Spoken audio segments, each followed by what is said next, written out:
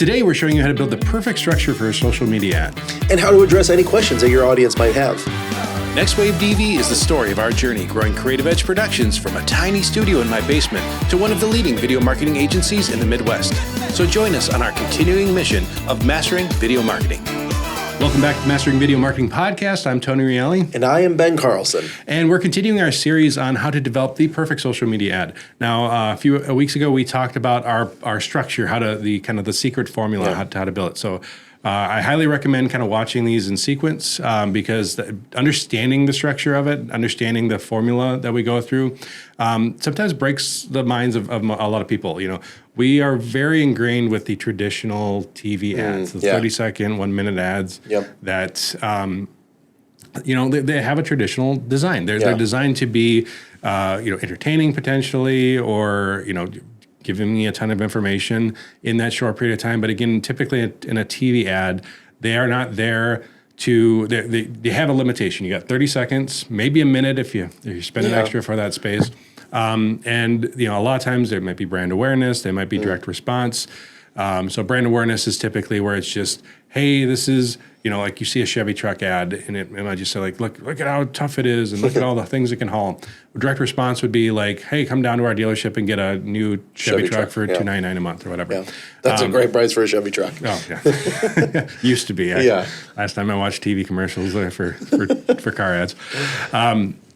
But for a TV ad, that's kind of your limitation. In social media ads, unless you're running them like on YouTube where you've got the 15-second non-skippable ads or something like that. Yeah. For the most part, you can go past 30 seconds or a minute, and sometimes we find there's a lot of success in longer format ads. And so when you're building that structure, we talked last week about the absolute most important part. So watch the episode to find out what the most important part is. But once you get past that part, then you move into what we call the body of the ad.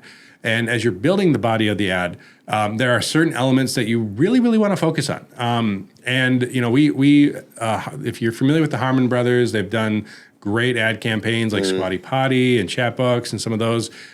We've studied a lot of their work, and one thing that they popularized is the idea of creating ad bodies in kind of a modular format. Yeah. And what we mean by that is instead of just kind of having this continuous ad, again, like you might see on a TV ad where it's one continuous arc, kind of chopping it up into different sections. And so, again, we talked about the really important part last week that you absolutely have to nail if you have any expect of the ad to succeed. But once we get past that, then we move into the body of the ad. And there are a lot of elements that you want to have in that body if you expect the ad to perform well. Yeah. And so the first thing that we want to talk about is, kind of that elevator pitch.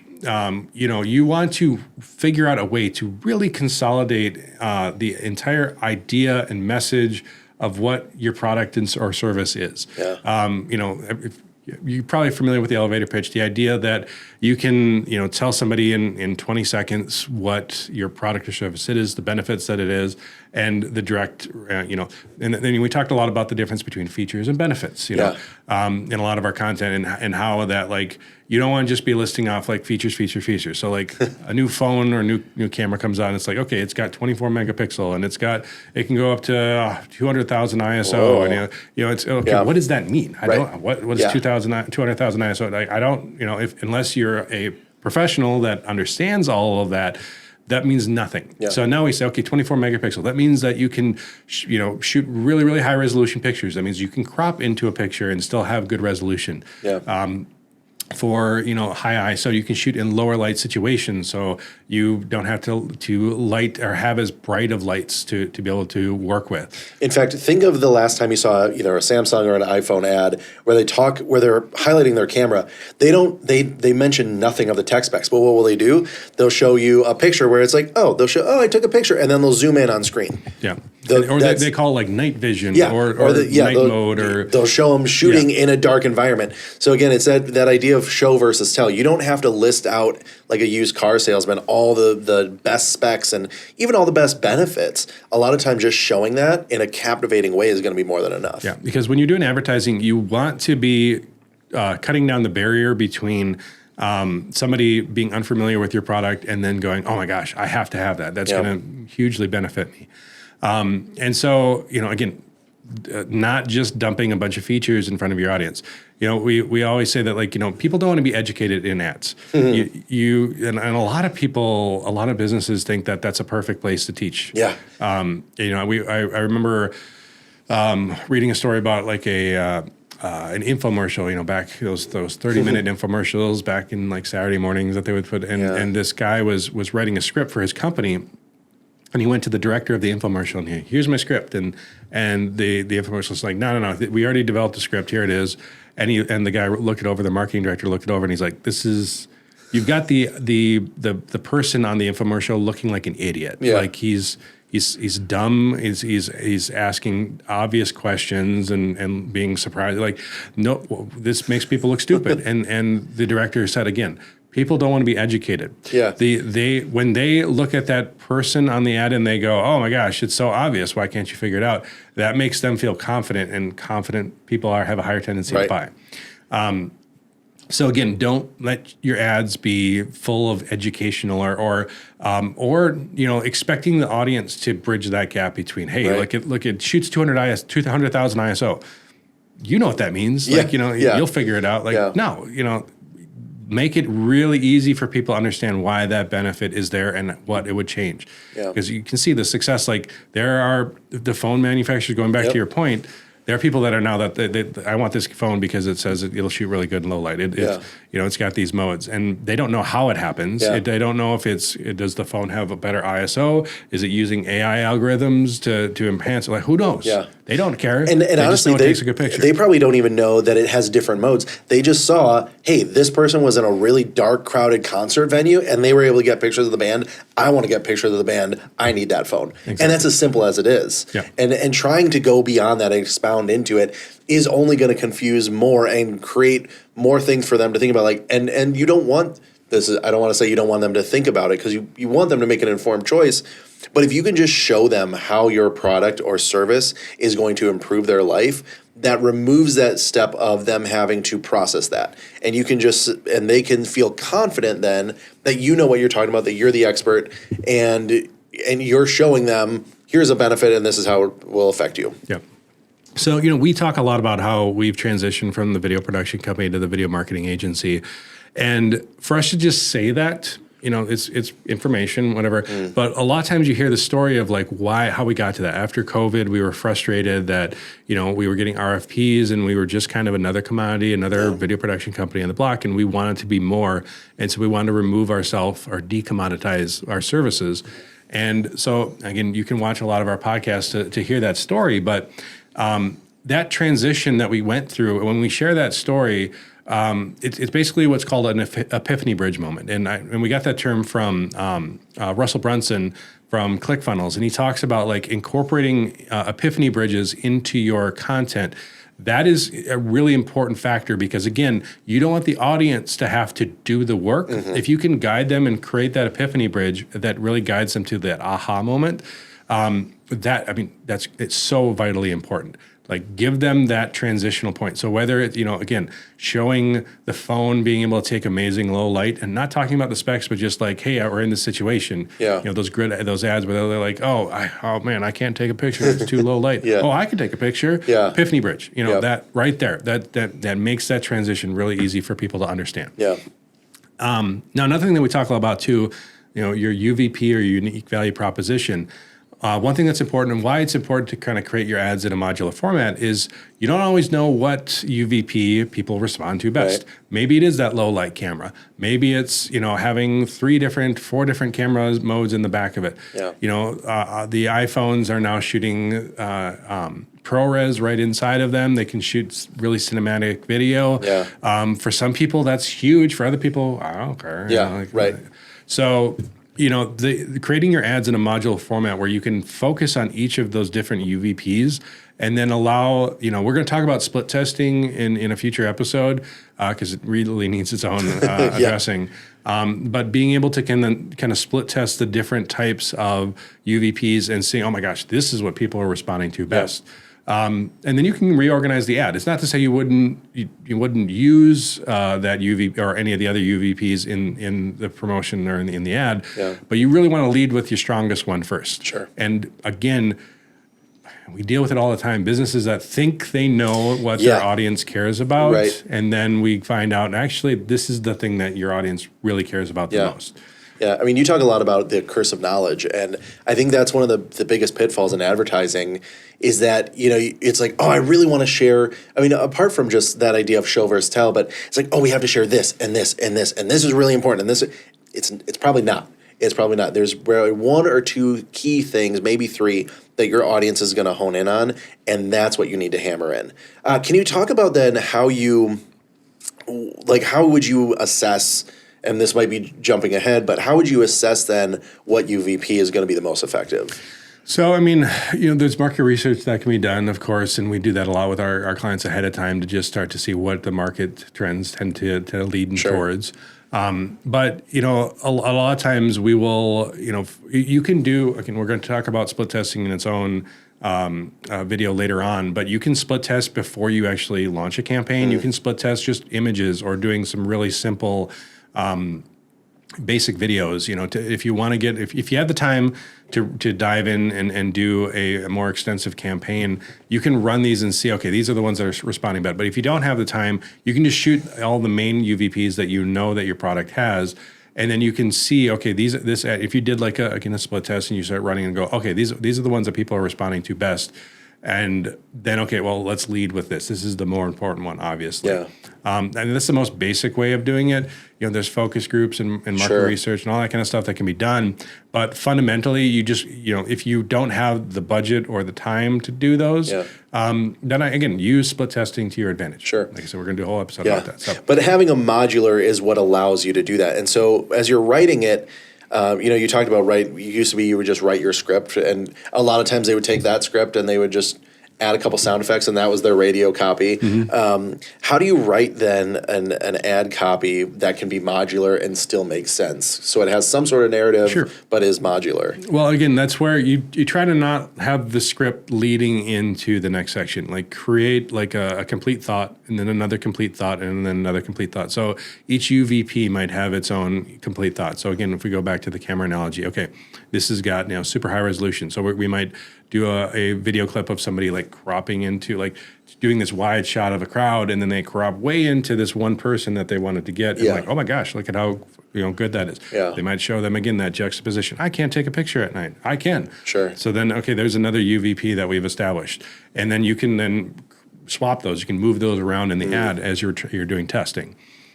So, you know, we talked about UVP, we talked about the Epiphany Bridge, but there's a couple other modules that we want to incorporate into there. One of which is the social proof, like showing off what success stories that people have had. So that could be through testimonials, that could be through practical applications. You know, you'll probably seen all the ads where people will go to like walk down a city block or at a mall or at a trade show or something like that. And they're like, try this product out. What do you think? Like, oh my gosh, that's amazing. They put AR glasses on and like, oh my gosh, look, that's so cool. Or they put these headphones on and like, this sounds amazing. You know, those reactions, you know, you can do just an ad about that. Domino's has one right now where it's like, how much would you pay for this? Oh, I'd pay $50 for all this food. It's only $20. Wow. So no knock on Domino's. I don't know why I picked on them and did that voice. But, you know, being able to have social proof in your ads, I think, is an incredibly important module to have in there. So you're going to know best what type of social proof that might be. Again, it could be showing customer interaction. For like our arcade, you know, we'll have people that pop out of VR and we'll just, grab our cell phone and be like, hey, what did you think? And that, I lean towards, let that be a little bit rougher. It doesn't have to be this super high-end polished up. In fact, the more rough, the better sometimes. Use your cell phone for that type of stuff because then it feels genuine. It feels like user-generated content.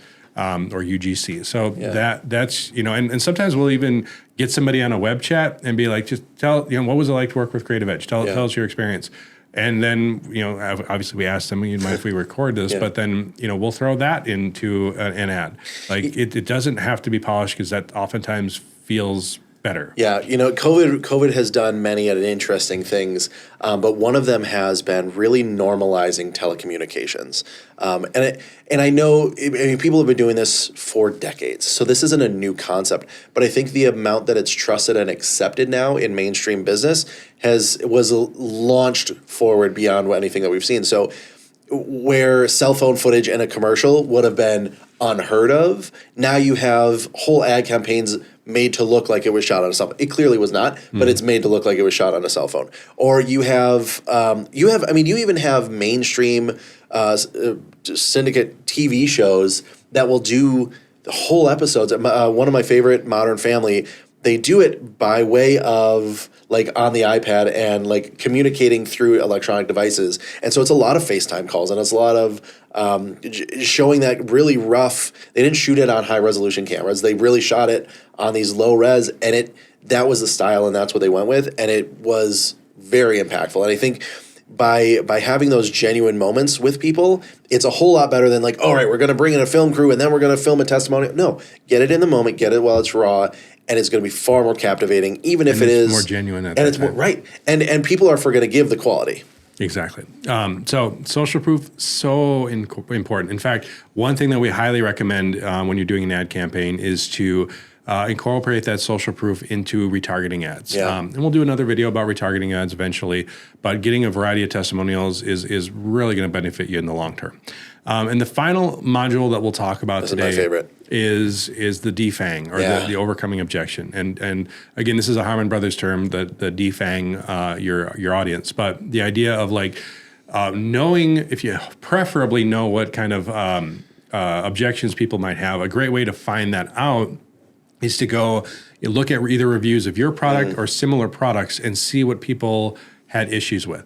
Oh, this is overpriced. Oh, I could just make one of these at home. Yeah. Oh, I don't need that. Who needs that? That's stupid.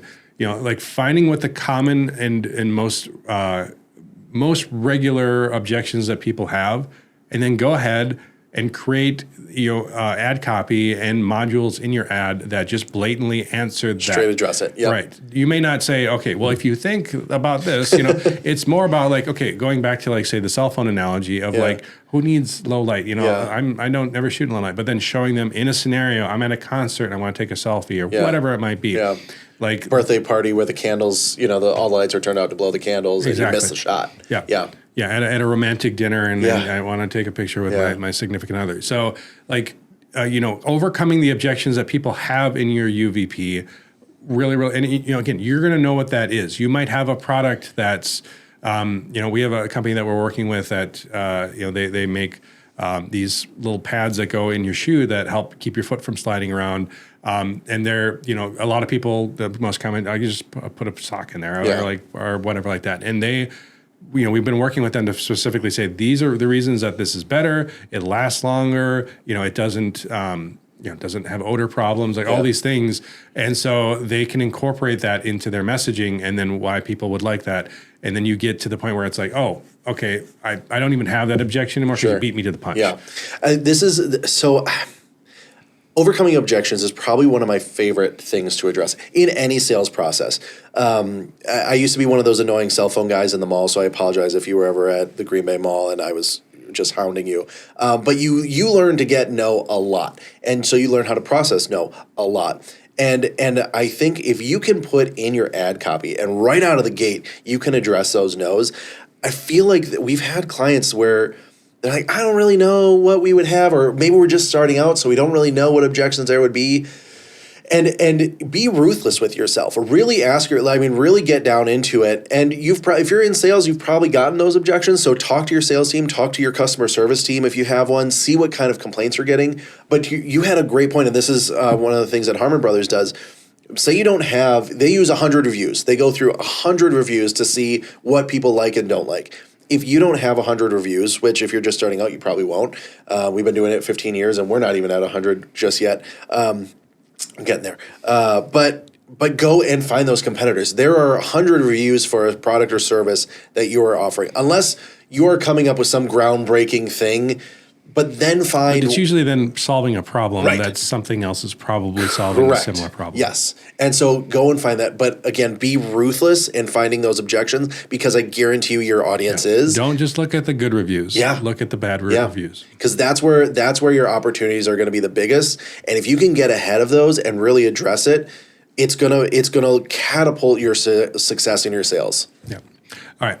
Lots of great stuff today. Yeah. We're going to go ahead and wrap it up. But next week, again, we're going to talk about that last module. So if you want to know what it is, you can watch our previous episode 2 weeks ago where we talked about the sales formula. But we're going to have a whole episode about that final module, which very, very important, and one that we spend a lot of time when we're figuring it out. So please click like, subscribe, join us next time, and thank you so much for watching.